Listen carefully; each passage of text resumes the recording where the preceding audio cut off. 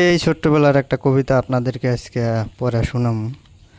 তো কবিতাটা শুনেন।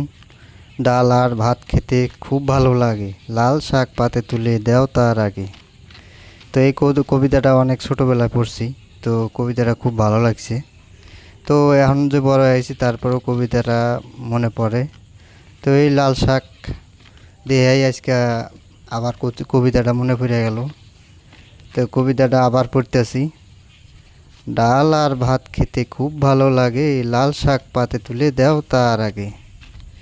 তো এই লাল শাক বুনছি, তো লাল শাকের মধ্যে অনেক ঘাস হয়েছে। তো আজকে নিড়ানি দিতেছি লাল শাকটা।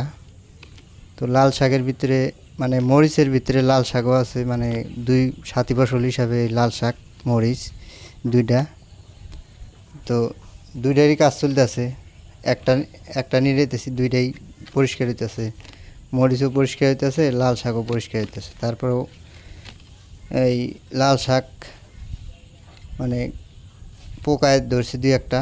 তো এর ভিতরে স্প্রে দেওয়া লাগবে। তো ছোটো ছোটো শাক এখনও তোলার মধ্যে যোগ্য হয় নাই।